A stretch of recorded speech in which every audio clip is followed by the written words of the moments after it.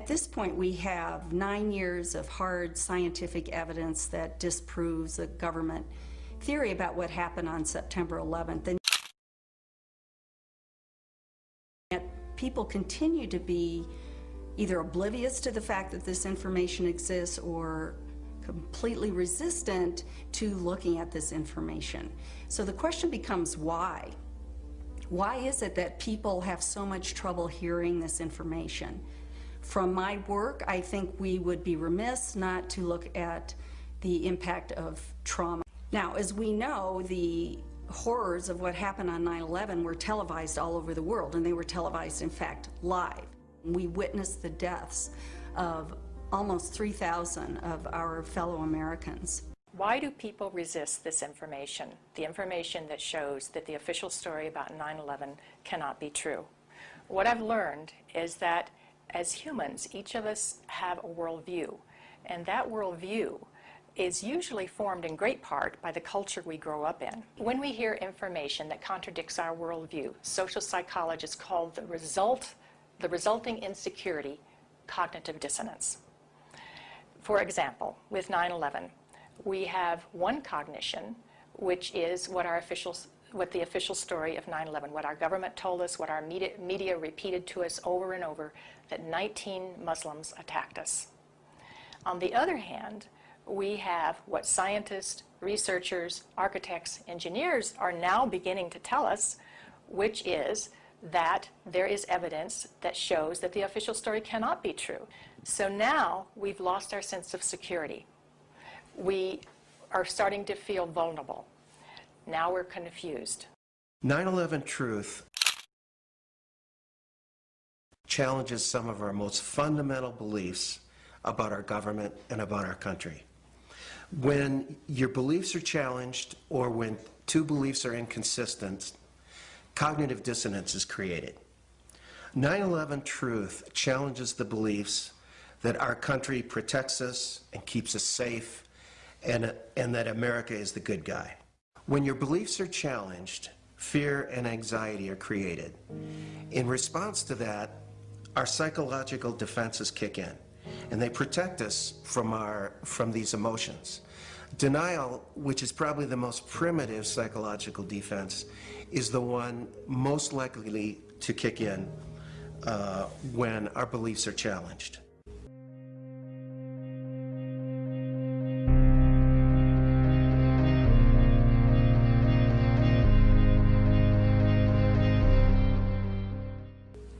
America is a powerful nation. It has never been attacked. We were confident, we felt secure, and all of a sudden that security collapsed. People started to be fearful. With all those rumors, those news, people didn't know what to think about. And it's a very, very uncomfortable state to be in. And eventually our mind shuts off. Just like when a computer is overloaded, our minds get overloaded. We can't handle it anymore and we shut down. It's easier to deny it and move on with our lives. What some of us will tend to do is deny the evidence that's coming our way and stick to the original story, the official story, and to try to regain our equilibrium in that way. Another thing we can do is decide to look at the conflicting evidence and be sincere and be open-minded and look at both sides of the issue and then make up our own mind about what reality is. If we can think of our worldview as being sort of our mental and emotional home, I think all of us will do just about anything to defend our homes, to defend our families, and so I see that with people, and I saw that with myself when my brother tried to talk with me about it, of don't mess with me, don't mess with my home, don't mess with my comfort with how things are. And about a week later, I read a lengthy article by Professor Griffin about why he believes the official account of 9/11 cannot be true. And it was a very well-researched article. I was in my office at the time. I sat there and I felt my stomach churning. I thought maybe I was going to be sick. And I leaped out of my chair and ran out the door and took a long walk around the block, around several blocks, and just broke down. I understand now that what was happening was my worldview about my government being in some way my protector, almost like a parent, had been dashed, and it was like being cast out into the wilderness, I think is the closest way to describe that feeling. And I sobbed, felt like the ground had completely disappeared beneath my feet. And I knew at some point during the walk that I knew that I was going to have to become active in educating other people about this, that for me to retain any sense of integrity, I was going to have to take some action. I couldn't just let something like this go. Here are a few of those spontaneous initial reactions to hearing the contradictory evidence about 9/11. I don't want to know the truth, or I'd become too negative and psychologically go downhill. I'm not sure I want to know. If this is true, then up would be down and down would be up. My life would never be the same. Fran, I refuse to believe that many Americans could be that treasonous. Someone would have talked, but these are beliefs. They are not scientific facts. But these beliefs do keep us from looking at the empirical evidence. You have empirical people who will simply say, look at the evidence, and if it's convincing, I will change my mind. Other people are paradigmatic people.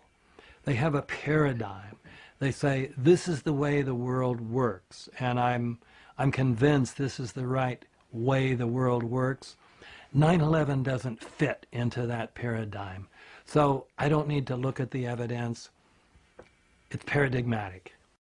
And then there is a third type of person that we often call wishful thinkers. I call it wishful and fearful thinking. So they simply will not believe something that they fear to be the truth. And I found that maybe to be the most powerful factor of people rejecting 9/11 truth and not even entertaining the evidence. So whenever we say, I refuse to believe, we can be sure that the evidence that's coming our way is not bearable and that it's conflicting with our worldview much too much. Denial protects people from this kind of anxiety. As I thought about all of these responses, I realized that what is common to every one of them is the emotion of fear. People are afraid of being ostracized, they're afraid of being alienated, they're afraid of being shunned, they're afraid of their lives being inconvenienced, they'd have to change their lives, they're afraid of being confused, they're afraid of psychological deterioration, they're afraid of feeling helpless and vulnerable. And they're afraid that they won't be able to handle the feelings that are coming up. None of us want to feel helpless and vulnerable. So we want to defend ourselves. And the way we often do that is with anger. So then we become angry. And when we become angry, then we become indignant. We become offended. We want to ridicule the messenger. We want to pathologize the messenger.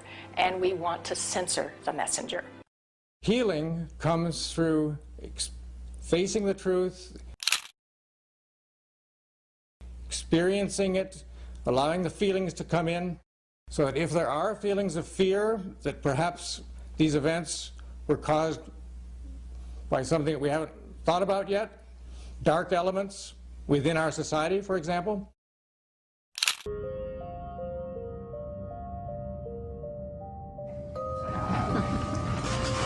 Get ready to read all these words on this page without making a mistake.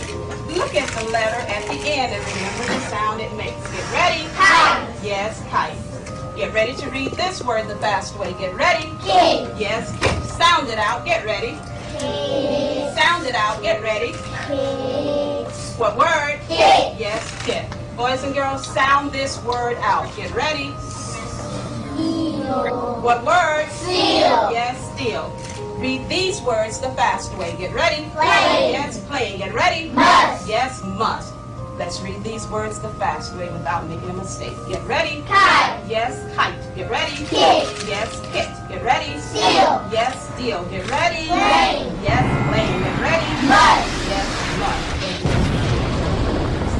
Open your book up to lesson 60 on page 153. Mission accomplished. We'll let that come in and explore it. Let the light shine on whatever happened. This will be the most healing process. The Germans did this after their war. The South Africans did this after apartheid. Reconciliation through the truth is what is a deep path to psychological recovery from the myths and lies around which this historic event has been cloaked in the official view. I think as a psychologist, to overcome our fear of the traumatic event with new information would be the best, healthiest route to our collective recovery from the trauma of 9/11. That, by the way, is a psychotherapeutic insight that to gradually uncover the truth in your own life, the sources of anxiety, to make them conscious, is the royal road to recovery.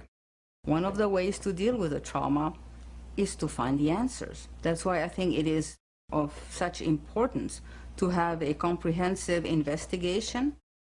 To work together to expose what happened, regardless of where the evidence takes us. That's what we expect in our state government, law enforcement.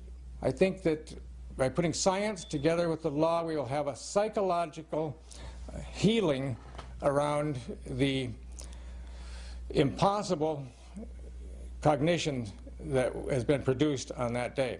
I believe that to be the kind of country that we think we are, we have to face some of the things that are not as we think they are. After World War II, part of the way that Jewish people honored the dead was by making sure that the truth was known and that the value of these people was respected.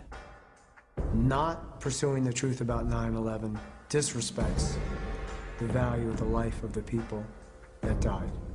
Thinking that we're above such things, that it could happen in other countries, but it couldn't happen here, that's a lack of humility, and that's excessive pride.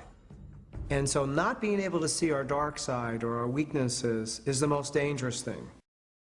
The observation that pride is one of the basic human flaws is absolutely correct. This is especially true for Americans because we for a long time looked at other nations and say, oh, they're in such bad shape, but luckily we don't have those problems. We don't have leaders who would do those things that were done in the Soviet Union, or done in Germany, or done in Japan, and on down the list. So this is a type of pride that Americans have. A feature of American history that makes us particularly liable to this pride is this notion that's called exceptionalism, that America is the exceptional nation. And that began from the beginning. As this country was formed, the people would say, well, there was so much evil in the European countries, so much cheating, so much lying, so much using the people for the ruler's purposes, but not in America. We have leaders that are free from those sins. So I think this has made 9/11 particularly difficult for Americans. Anyone can make mistakes, but our ideals and our principles get us back, on track. This is one of the defining issues of our time. So we need to understand that questioning is is patriotic. Questioning is what we're supposed to do as citizens. That's our duty. When we come to the national level, when something like 9/11 happens, we need to be sure that we have a real investigation into who the perpetrators are, and then we need to be sure that those perpetrators are held legally accountable. It's part of the healing process on the individual level as on the collective level. We need the truth in order to heal.